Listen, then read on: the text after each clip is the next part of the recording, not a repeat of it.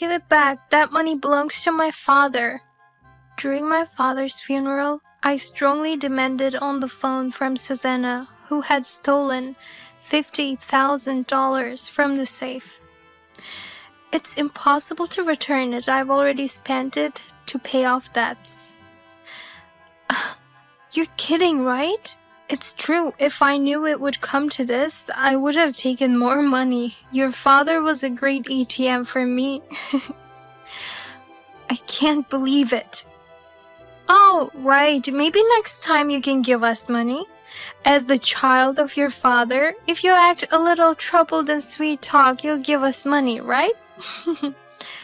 Susanna said mockingly. My fists trembled with anger, ready to burst out. Don't joke! What a thing to say! Just when I was about to shout, my mother suddenly started laughing. Surprised by my mother's laughter, I stopped shouting. I even worried if she had gone mad from shock. Then after a hearty laugh, my mother immediately said, We have to thank Susanna. Please tell her we're grateful she took it. What did she mean by that? Hearing my mother's words, Susanna smugly said, I see, birds of a feather, huh? Well, thanks to that, I'm saved, and hung up the phone. I was filled with complex emotions. What was my mother thinking? At that moment, my mother said with a smile, Actually, about that money, my name's Amy. I work as a medical administrator and live with my parents. Even though we lead a normal life without luxuries, I feel happy just having my elderly parents in good health. Amy thought, I've come so far, haven't I? One sunny day, I was drinking coffee prepared by my mother, thinking about this. Our family faces more difficulties than others. The reason is known.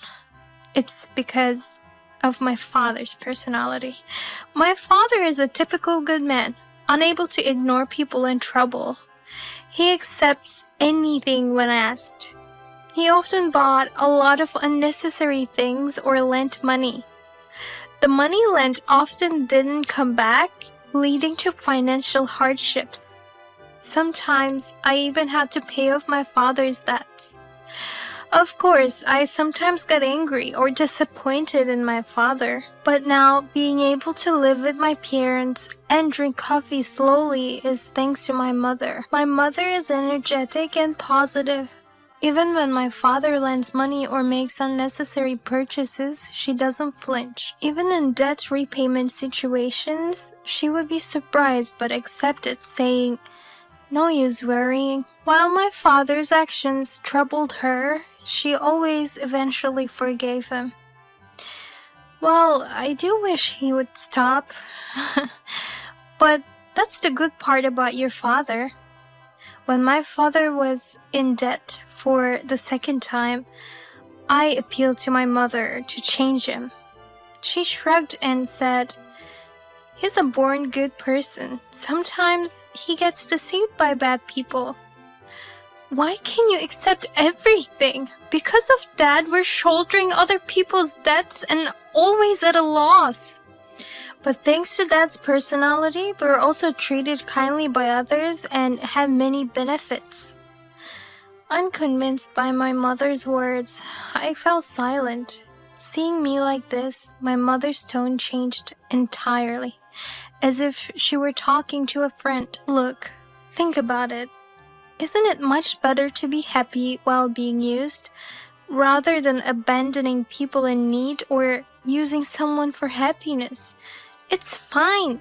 We as a family are living happily. That's what matters most.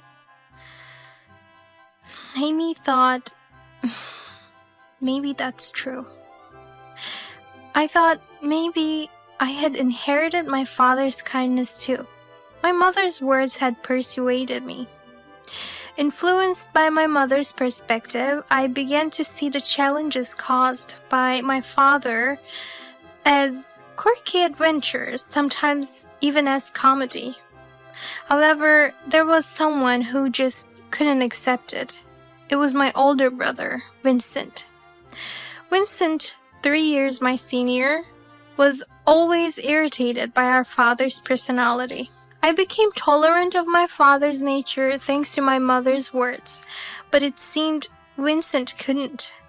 As he grew older, his attitude worsened and he left home as soon as he entered university. He would suddenly return home and beg our father for money.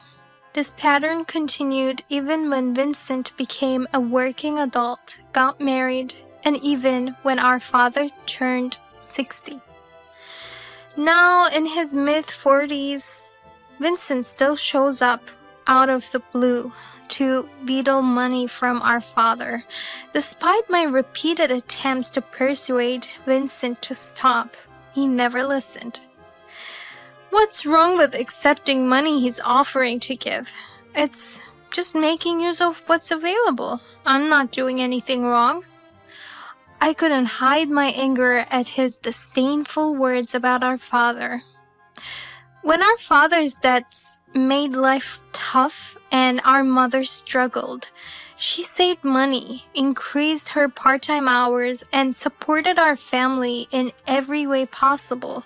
Yet, Vincent just extorted money from our father for leisure. Not only that, but Vincent's wife, Susanna, also encouraged him to get money from our father. Susanna wants a new brand bag. That's why I need the money. I didn't miss these casual words Vincent let slip after he got money and was in a good mood. Vincent and Susanna were of the same breed. They didn't feel any guilt for deceiving and using others. Their priority was their own lavish lifestyle. I was furious that our father was being exploited by my brother and his wife, but father wasn't going to change easily. Next time Vincent visited, father would probably give him money again. Amy thought, all right, it's up to me to support here. With this resolve, I continued to live with my parents. But then a significant trial hit our life, which had overcome many difficulties. My father was diagnosed with cancer. The diagnosis was bile duct cancer. Often asymptomatic in the early stages, it's usually advanced by the time it's detected. By the time my father felt pain and got tested, it was already stage 4. Despite ongoing treatment, his condition only worsened.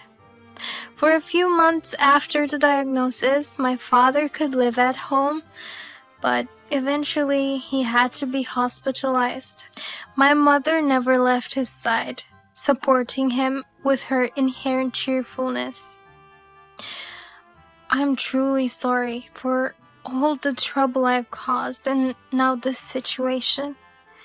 Don't worry about it. Thanks to your hospitalization, we don't have sudden deliveries of bulk items anymore, and I'm a bit relieved. In the hospital room, my mother made such jokes to make my father laugh. However, as soon as she stepped out of the room, she would always be in tears.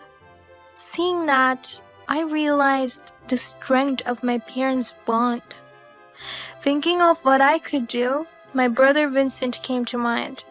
Even though he rarely came home and only asked for money, family is family. Indeed, my parents always seemed happy when Vincent occasionally returned. They would be happy if Vincent visited them. Thinking this, I tried to contact Vincent, but no matter how many emails I sent, there was no reply. Unable to hold back, I tried calling Vincent, and he shocked me with his words. Is this really my brother? I even doubted our relationship. So that's hospitalized, huh? Means he's got no money, right? Why would I bother visiting if there's no money to get him? Despite our father's critical condition, he was only thinking about money. I felt deeply disappointed. In such a situation, unable to persuade my brother and unable to do anything for my parents, I was painfully aware of my powerlessness. Meanwhile, my father's condition continued to worsen. About 2 weeks after his hospitalization, with my mother and I watching over, my father passed away.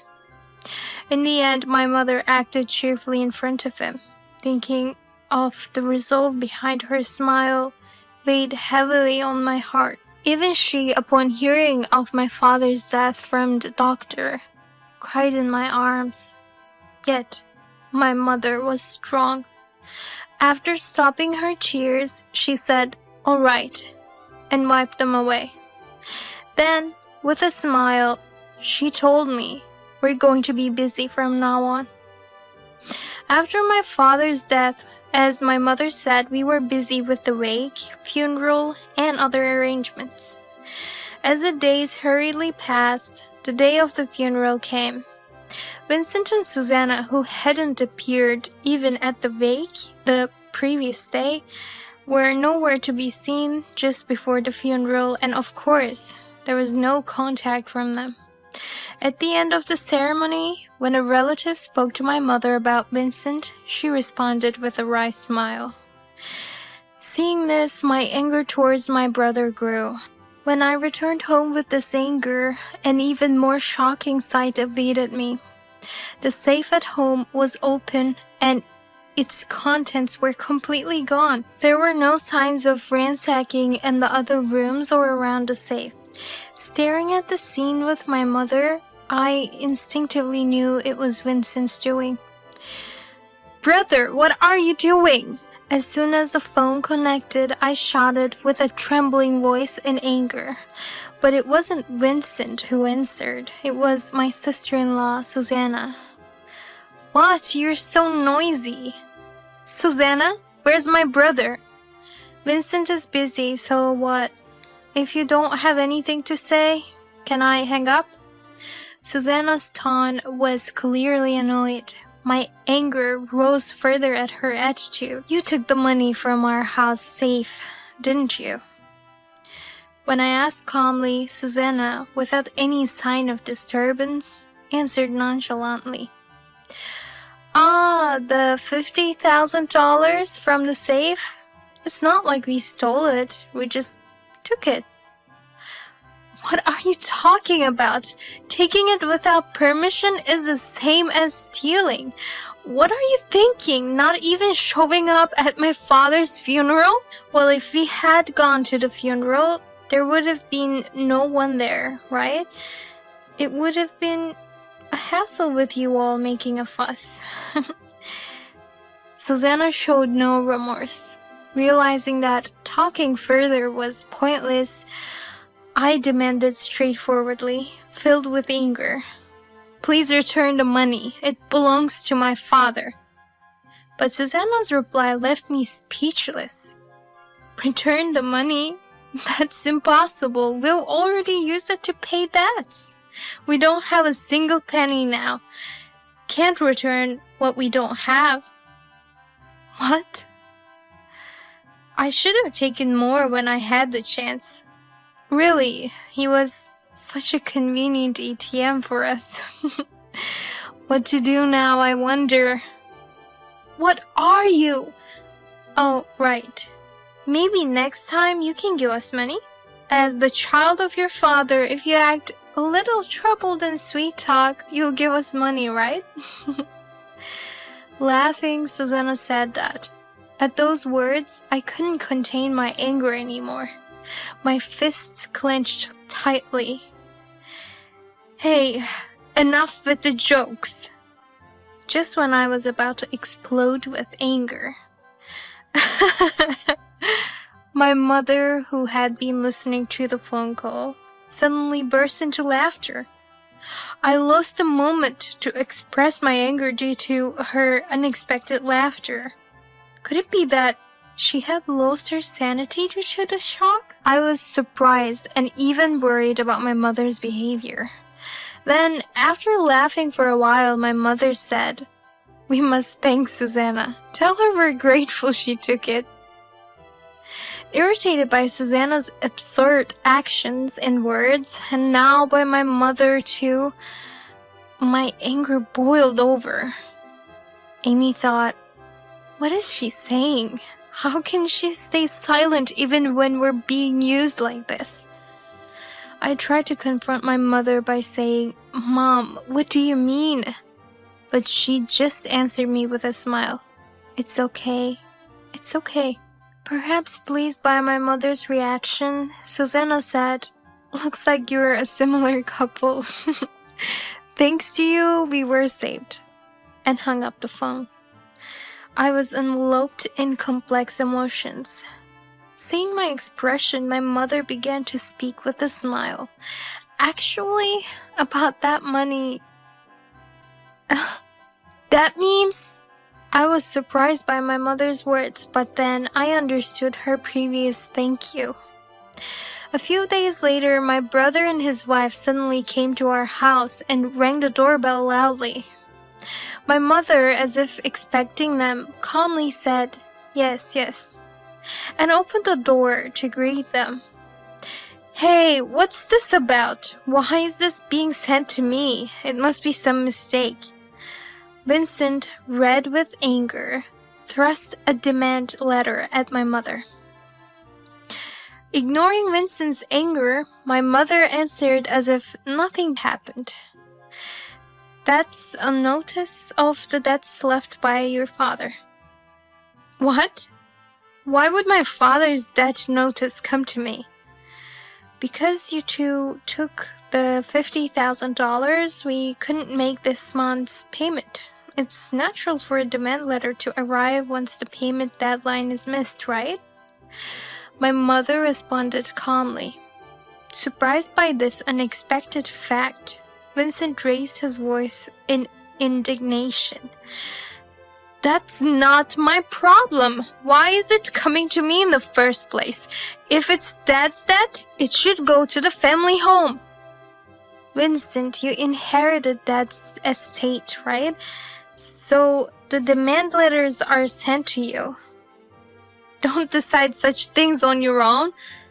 I'm not inheriting any debts," Vincent shouted angrily, but my mother remained calm.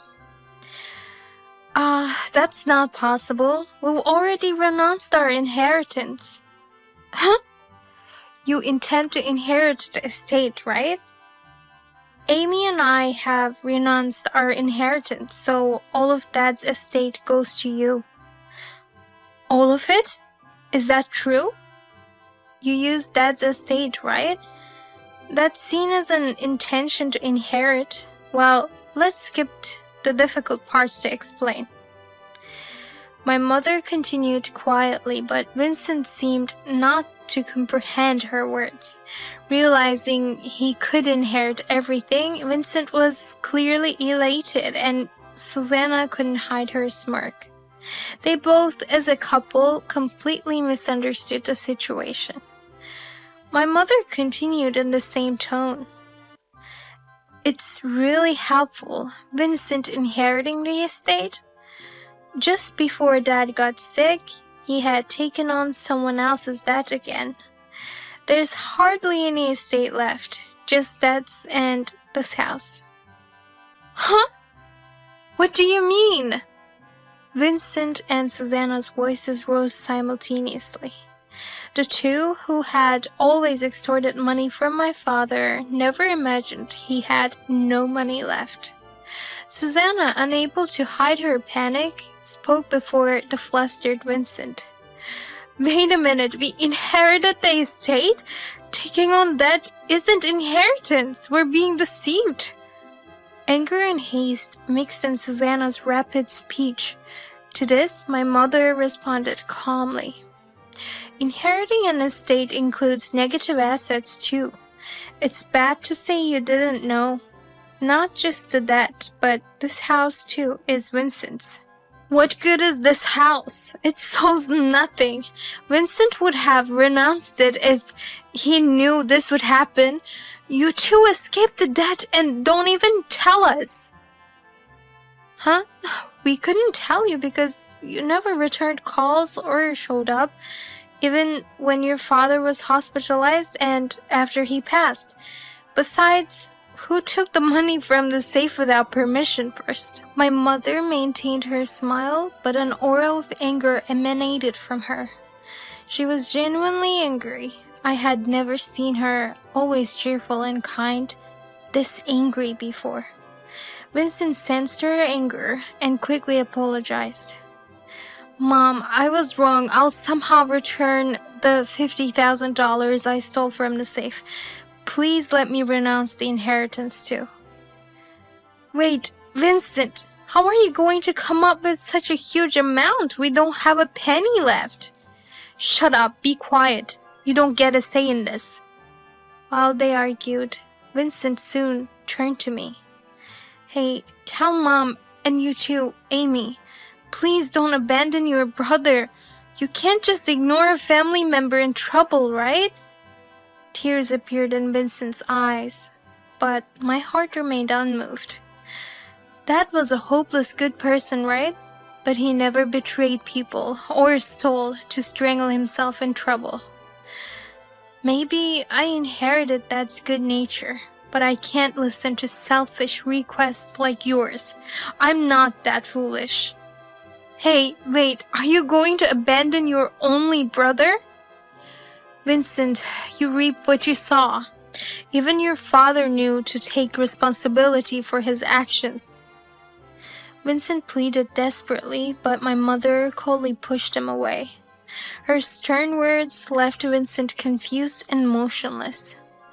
Seeing Vincent silent, I decided the conversation was over and opened the door to enter the house with my mother. That's when Susanna suddenly raised her voice. Wait a minute! How can you leave a family in trouble?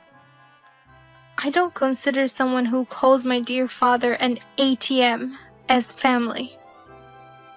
Well, that's... Susanna was shaken by my words and lost her speech. I sternly said to her, if you intend to stay here any longer, I'll call the police. The safe is as it was, so it'll be easy to prove you two are the culprits of the robbery. Wait a minute! If you don't want to become criminals, don't get involved with us again. Leave now.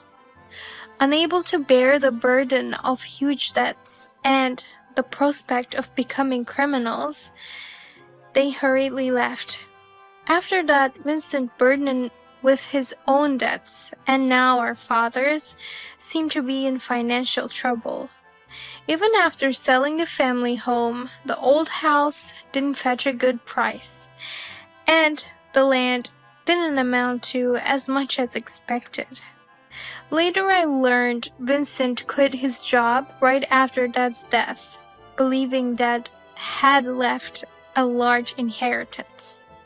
But once he knew only debts remained, he tried to return to his job. However, his previous unserious attitude led to his company refusing to rehire him. Susanna, too, was saddled with debts and unable to get her life back on track. As a result, she couldn't bring herself to divorce Vincent, struggling with debts. Currently, they are juggling multiple part-time jobs, working day and night, but their journey to pay off debts is still long. Meanwhile, my mother and I found a moderately sized apartment and started a new life. My mother regained her brightness and, with newfound free time, immersed herself in various hobbies. Her sociability in making friends quickly in a new town is truly admirable. My mother is well respected and loved by those around her. Seeing her like this, I sincerely aspire to live a strong and positive life like hers.